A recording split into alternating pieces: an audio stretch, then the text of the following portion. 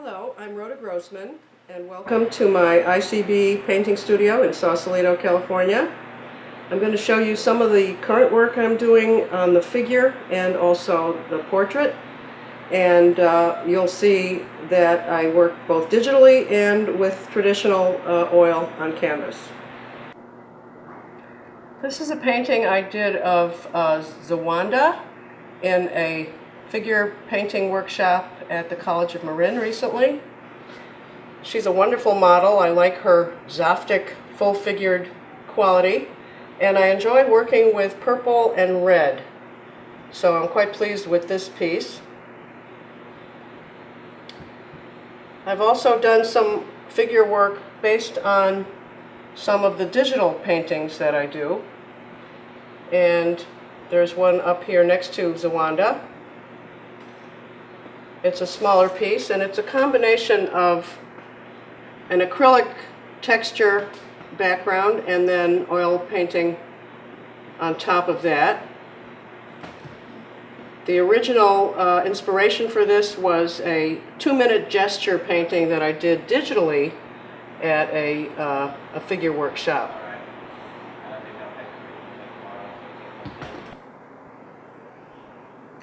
I'd like to show you some recent work that was done in oils based on figure drawing that I've done digitally. Beginning at the top of the wall here, I've got 3 figures that were combined from, you'll see this little print here, these 3 digital gesture drawings. That means drawn very quickly from a pose that's only 1 or 2 minutes long. And I projected them from the computer onto a big canvas, and in stages began by drawing with pigment sticks, which are oil-based crayons, basically, very fat ones, and then adding painted strokes and working with a purple and yellow palette.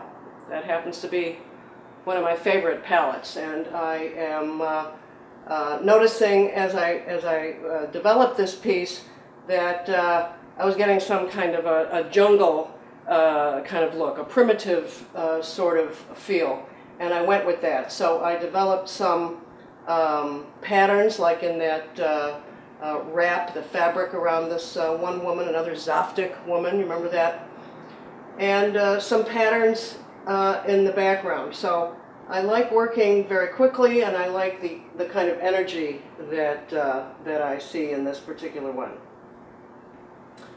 Moving down to this item that has 2 figures in it, once again based on a couple of digital gesture drawings that were done very quickly on the computer.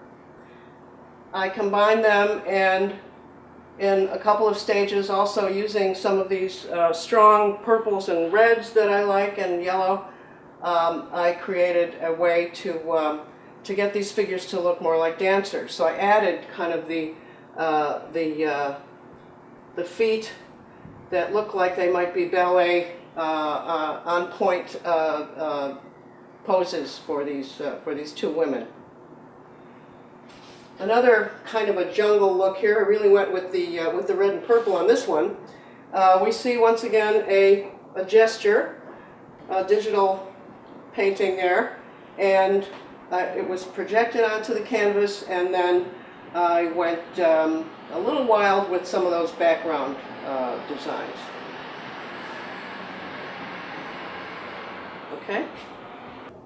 Here's another piece that involves a combination of 2 figures that were originally painted separately. I combined them on the computer and again projected the images on canvas so that I could then trace them very quickly with, I believe it was black paint, and then with a combination of oil paint and also those pigment sticks, not so much pigment sticks on this one. I developed the forms using a pink and yellow palette for the most part in this case. And this is a fairly unusual situation where I've actually included a male figure, because I do specialize in the female form. As in this piece here, similarly, originally a digital piece, and it's it's clear that this is a pose, a standing on one leg pose, which must have been a very short pose, and that's one of the reasons I like to work with the gesture poses, is because the model can be so much more dynamic and energetic if they're only going to have to pose for about 2 minutes.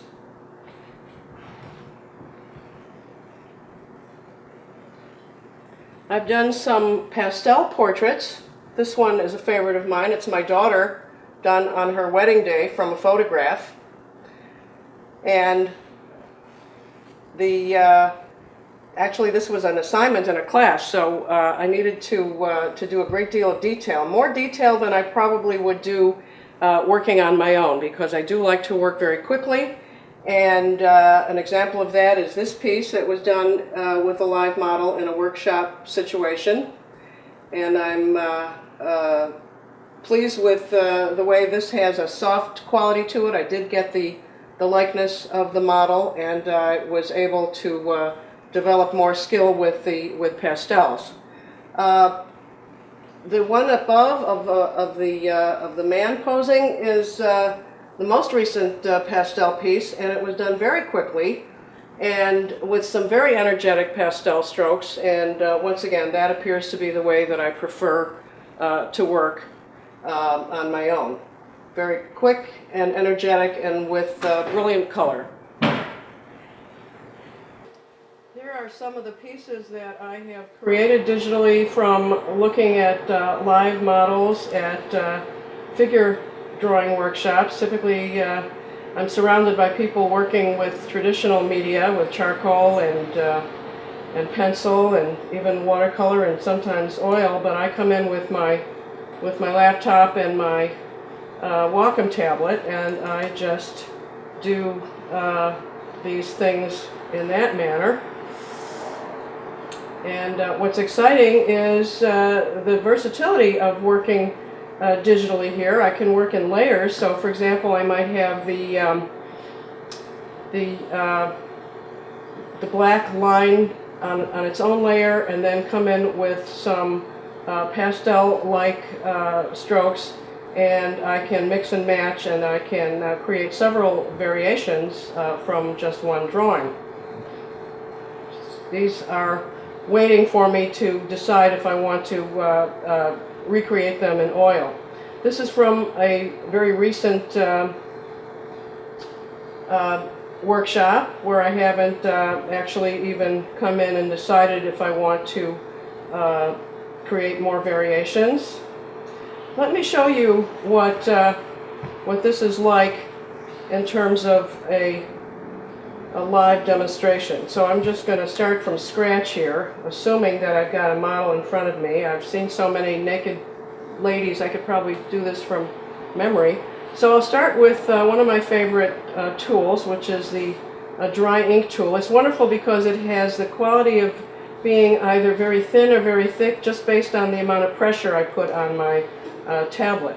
So suppose I've got a gesture here with a woman with her hand on her hip and one leg going forward and one leg going back, maybe 1 foot up, something like that, and then I am at a point now where I can then go to another layer and put in some color, possibly with a tool that's similar to I don't like that texture. I'm going to change paper texture, and I think I'm going to zoom in also so I can get up close and personal here.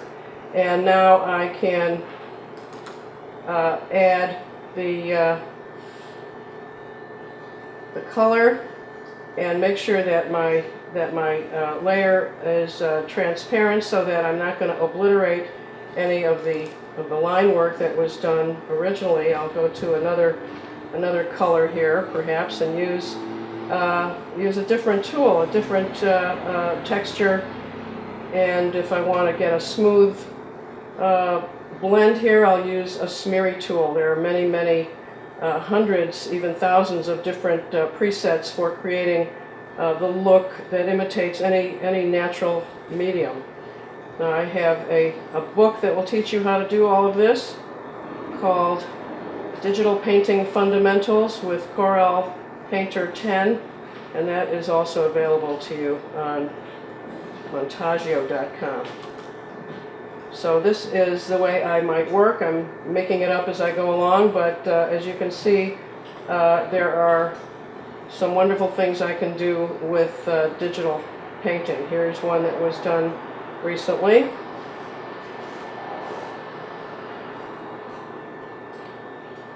And I might see what that looks like with and without the additional red area. I like working with that negative space in there. Here's kind of a soft one where I have a black line on its own layer and then the shading on another layer. I've been doing some paintings of portraits from photos, and this particular one is from a photo taken of my daughter on her wedding day, and that's her dad. And the gentleman in the center is one of her good friends who was in the wedding party. I kind of like the way this looks, but I haven't been able to convince my daughter of that yet, but that's okay. She's a harsh critic. This piece was a self-portrait, and I have only myself to blame, I suppose. Also was for a workshop at College of Marin, and it's very simple. It's deceptively simple, just with black and white. This was an exercise in just the working with the value palette in oil. Right above that is a piece from a photo that I took when I was at a cafe in Ashland, Oregon, and I liked that pose so much I thought it would look good as a painting. I'm developing some skill with oil and experimenting with a number of techniques, and it's nice to have a photograph to work with because there is no time constraint there. I can take my time, which is good. A friend of mine posed for this piece here, and I experimented in a different way with this piece. At first, I took the image in Photoshop and simplified the color forms, and then had my first layer of painting in oil used just those simple shapes. Then after that dried, I was able to develop more of the modeling and the flesh tones, and I think enough of that underpainting is still showing that we have a rather unusual effect, which I like, and I'd like to try more of those. But moving down to this smaller piece, which again was from a photograph of a friend of mine. This is a much more traditional looking piece that uses, again, a limited palette of yellow and purple primarily. And it has a pleasing traditional look to it, which I feel is probably something that most people would find more acceptable than some of the more experimental kinds of things that I've played around with. Likewise, moving over just a bit here to the woman with the hat. This was also done from a photograph on my daughter's wedding. That's one of her friends, and it was a shot taken in a bar where I have focused primarily, of course, on the figure and gotten a little creative with the background, just making kind of abstract color shapes for the background. If you look at the top of the wall, you'll see a couple of figure paintings that were done from live models, and some nude, some clothed, and again, this is what I do for practice and to develop skill with the medium.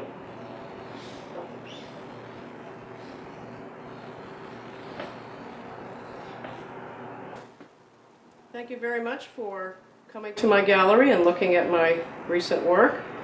I'm happy to have a studio here at the ICB building and to have my work available on Montaggio.com. You can contact me through Montaggio, and you can also choose to buy some of the work you've seen or commission me to create something special for you.